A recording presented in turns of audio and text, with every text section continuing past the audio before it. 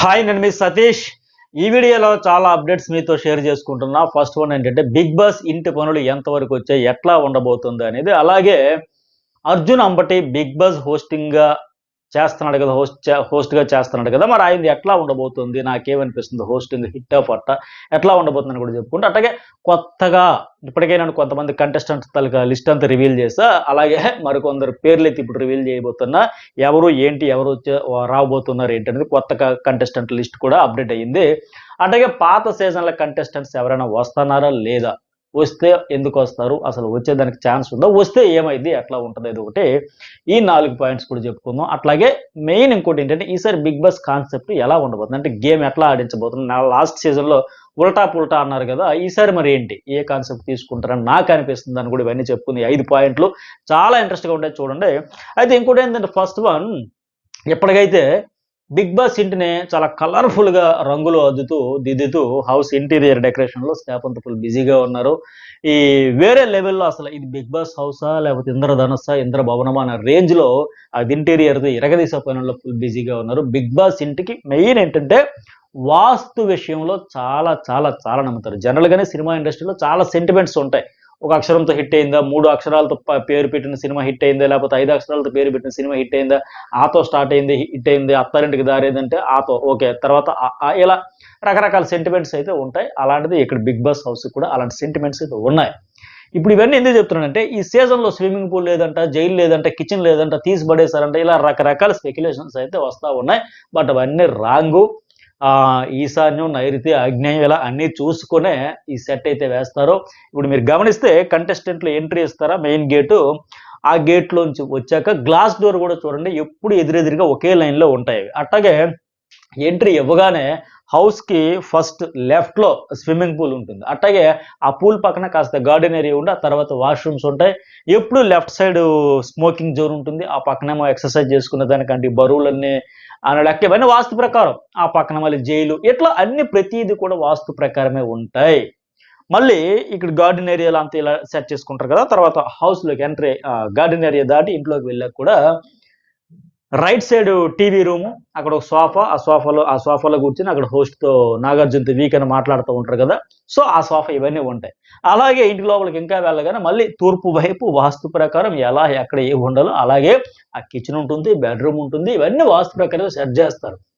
నేను ఇది సీజన్ 1 నుంచి గమనిస్తాను. మన తెలుగు దగ్గరే కాదు, అదర్ లాంగ్వేజెస్ బిగ్ బాస్లో కూడా ఇట్లా వాస్తు ప్రకారమే అన్నీ కూడా సెట్ చేస్తారు. ఇప్పుడు స్విమ్మింగ్ పూల్ ఏరియా మారిందా, మారదు. వాష్రూమ్ ఏరియా ఆ ప్లేస్ మారిందా, మారదు. కిచెన్ ఏరియా మారిందా, మారదు. వాటి ఇంటీరియర్, ఆ కలర్స్, ఆ కాన్సెప్ట్, డిజైను, అప్పుడు ఆ కలర్స్ కాంబినేషన్ వాడడం, ఇప్పుడు ఏ కలర్స్ కాంబినేషన్ వాడదాం, ఏ డిజైన్ వాడదాం, ఏ పెయింటింగ్స్ వాడదాం, ఏవి డెకరేట్ చేద్దాం, ఇట్లా ఇవన్నీ మారుతాయి తప్ప ఆ పూల్ తలకి డిజైన్ కానీ, ఆ వాష్రూమ్ డిజైన్ కానీ, ఆ జిమ్ ఏరియా డిజైన్ కానీ, జైలు కానీ ఇవన్నీ మారుస్తారు. కానీ ఆ ఏర్పాటు చేసి అవి పెట్టిన లొకేషన్ మాత్రం మారదు.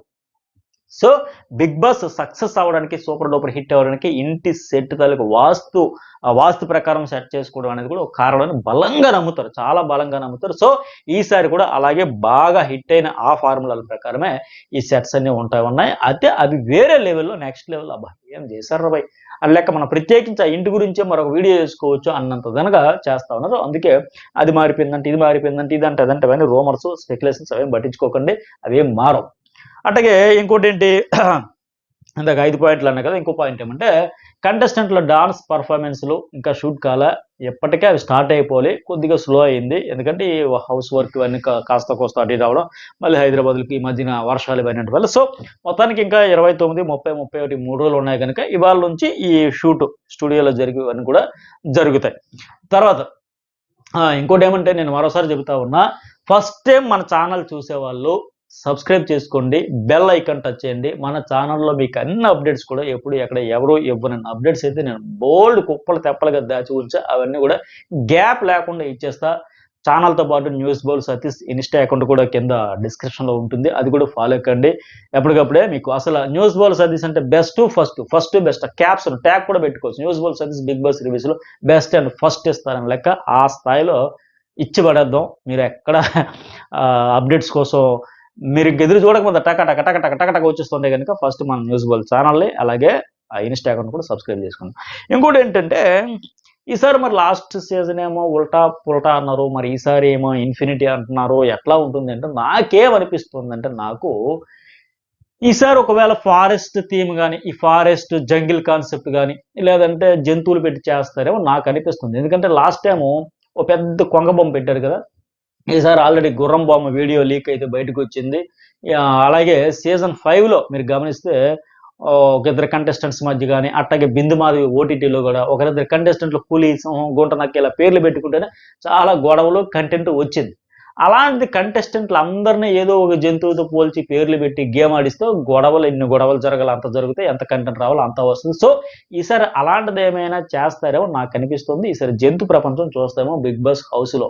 తాబేలు, కుందేలు, పాము, కుక్క, పిల్లి, ఏనుగ, ఎలుక, చిలుక ఇట్లా గుర్రం, గుంట నక్క, పులి, సింహం ఇలా ఎవరు ఎందుకు, ఏంటి ఇలా అడిగించడం, అక్కడి నుంచే మంట రాజేయడం చేస్తారు అనిపిస్తుంది. నాకైతే అనుకుంటున్నా అట్లా. అలాగే మూడో పాయింట్ ఏంటి? Arjun Ambati 'big boss' host.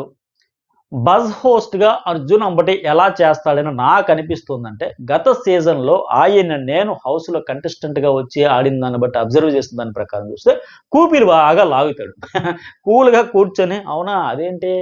ఇదేంటి? అలా ఎలా చేసావు? ఎందుకు చేసావు? ఎప్పుడు చేసావు? ఎక్కడ చేసావు? అలాగే ఎందుకు చేసావు? ఇలాగెందుకు చేయలే? ఇట్లా కూల్‌గా కూర్చొని కూపీలు లాగడంలో మాత్రం స్పెషలిస్ట్ ఆయన. గుచ్చి గుచ్చి అడుగుతాడు. సెటైర్‌లు వేసి కెలికిఫైయింగ్ వాళ్ళ సీజన్‌లో బాగా హైలైట్ అయింది కదా! కెలికిఫైయింగ్‌తో కంటెస్టెంట్‌లు ఓపెన్ అయ్యేలా చేయమంటే బాగా చేస్తాడాయన. బజ్‌కి అదే కదా కావాలి.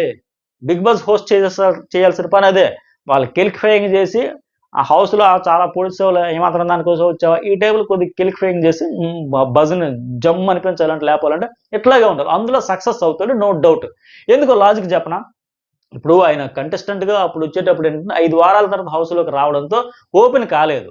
అప్పటికి స్పై, స్పా 2 గ్రూపులు అవ్వడం, ఒక గ్రూప్‌కి పాజిటివ్, ఒక గ్రూప్ నెగెటివ్ అన్నీ చూసి అబ్జర్వేషన్ చేసుకొని ఒక బెంచ్ మార్క్‌లో ఒక ట్రెండ్ ఎళ్ళిపోతుంది గనుక సెట్ అయిపోతున్న ఆ దశలో వచ్చాడు గనుక ఎటువైపు స్టాండ్ తీసుకుంటే ఏమైతుందో నెగెటివ్ అవుతానన్న భయంతో ఉండేవాడు. సో, ఇప్పుడెందుకు భయం ఉంటుంది ఆయనకి? ఇప్పుడు కంటెస్టెంట్‌గా వెళ్ళట్లేదు గదా!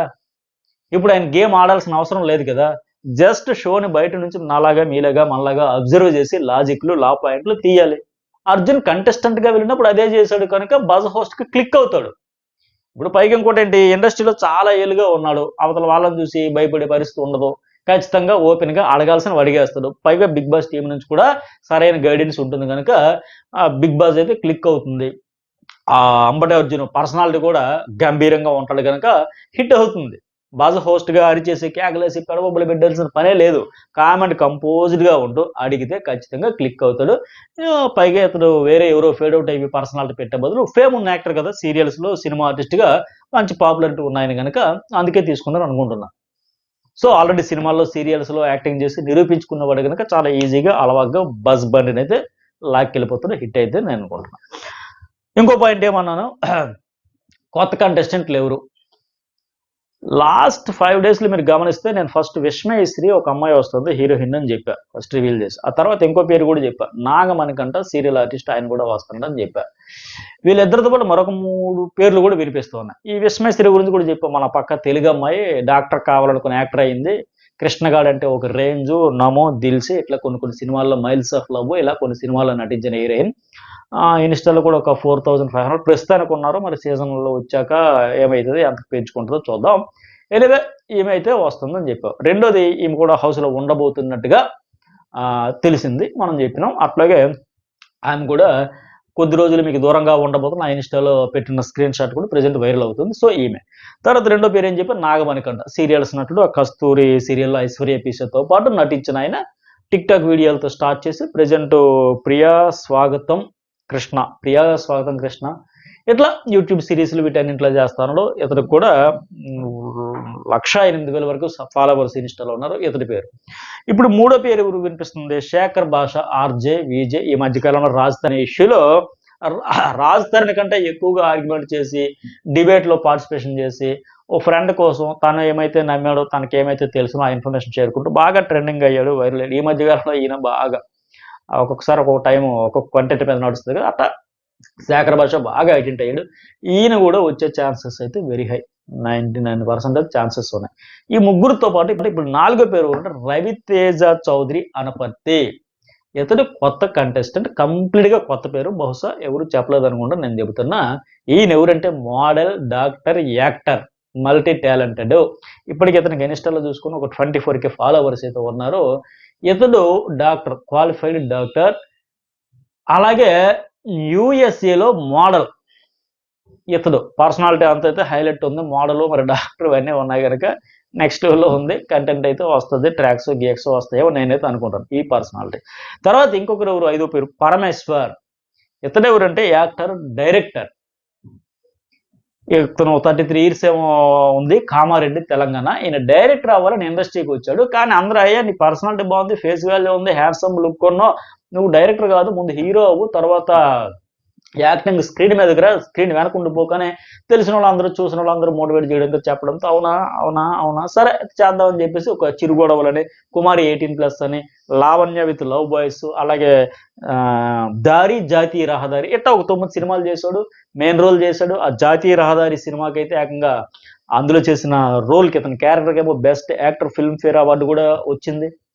అయితే యాక్టర్ అయినా సరే అరే తన డ్రీమ్ ఏంటి, కళ ఏంటి, ఫస్ట్ వన్ డైరెక్టర్ కావాలని. సో ఆ కళ నిద్రపోనీయకుండా చేయడంతో సరే ఇంకేదో మనం సినిమా తీయాల్సిందే, డైరెక్షన్ చేయాల్సిందే అని ఫిక్స్ అయిపోయాడు. ఎవరు చేస్తే బాగుంటుందని ఆలోచించి ఫైనల్గా ఒక పొలిటీషియన్ గుమ్మడి నరసయ్య ఉన్నారు కదా, బయోపిక్ తెరకెక్కిస్తే బాగుంటుందని సెలెక్ట్ చేసుకున్నాడు. దాని మీద రీసెర్చ్ కూడా చేశాడు. ఎందుకంటే ఆయన 5 సార్లు ఇండిపెండెంట్ ఎమ్మెల్యేగా తెలంగాణలో ఎల్లందు నుంచి గెలిచిన ఆయన గుమ్మడి నరసయ్య ఎప్పటికీ కూడా బస్సుల్లోనే 5 సార్లు ఎమ్మెల్యే అయితే ఎలా ఉంటుంది, 10 తరాలకు 5 తరాలకు అన్నిటికీ సంపాదించుకునే ఈ రోజుల్లో అతను ఎప్పటికీ బస్సులో ప్రయాణం చేస్తాడు. అట్లాంటి ఆయన అంత సింప్లిసిటీ.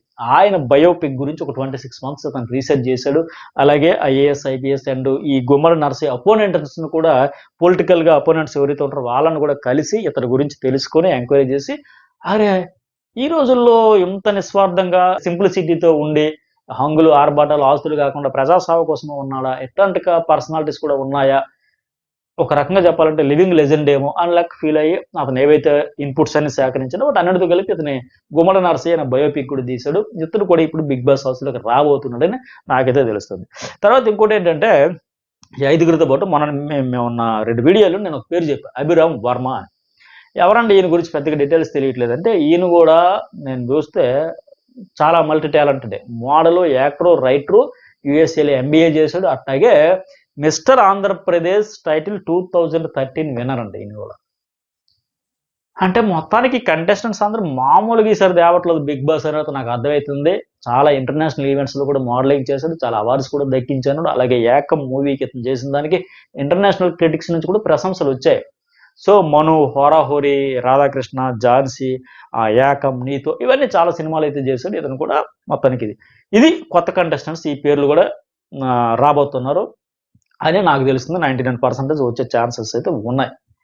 అలాగే ఇంకొకటి ఏంటి, ఓల్డ్ కంటెస్టెంట్లు ఎవరైనా వస్తున్నారా, ఒక్కొక్క సీజన్ నుంచి ఒక్కొక్కరిని అప్రోచ్ చేయరట. అంటే నేనేమనుకుంటానంటే గత సీజన్లో తేజ, అంతకుముందు ఇంకెవరు అప్రోచ్ చేయరండి. బట్ పాత సీజన్ల నుంచి I think opening grand launching కోసం జస్ట్ గెస్ట్లుగా తీసుకొస్తారేమో నేను అనుకుంటున్నా. పాత కంటెస్టెంట్లు మళ్ళీ కంటెస్టెంట్లుగా ఈ సీజన్లో పెడితే పాత చింతకాయ పచ్చడి అయిపోతుంది. ఎందుకంటే కొత్తదనం అన్న ఫ్లేవర్ పోతుంది.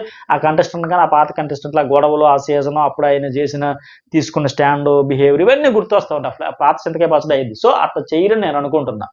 ఇప్పటికే చాలా మంది పేర్లు బయటకు వచ్చాయి, కానీ మ్యాక్సిమం తేరు అని నేను అనుకుంటున్నాను. ఒకళ్ళు వస్తే గిస్తే గెస్ట్లుగా వచ్చిపోతారేమో అని నేనైతే మై ఫీలింగ్. తర్వాత లాస్ట్ పాయింట్ ఏంటంటే టైం చేంజింగ్ కూడా మంచి డెసిషను. నైట్ 9:30కి అనేది చాలా మంచి టైమింగ్, మంచిగా ఆ టైం అయితే బెటరు. మరి 10 ఇంకా లేట్ కాకుండా ఆ వీకెండ్ టైం కూడా 9 గంటలకి, 9:30కి. సో ఇవి ఈ వీడియోలో నేను చెప్పిన అప్డేట్స్. మరి మీకేమనిపించింది? లైక్, కామెంట్ అయితే మర్చిపోకండి. మీరు లైక్స్ కొడితే ఎక్కువ మందికి రీచ్ ఉంటుంది. అట్లాగే ఫస్ట్ టైం చూసే వాళ్ళు సబ్స్క్రైబ్ అయితే చేసుకోండి. ఎప్పటికప్పుడు news bowl Satish best first updates అన్నీ కావాలంటే ఖచ్చితంగా like, comment, subscribe, instant follow అవ్వడం అయితే మర్చిపోకండి. News Bowl.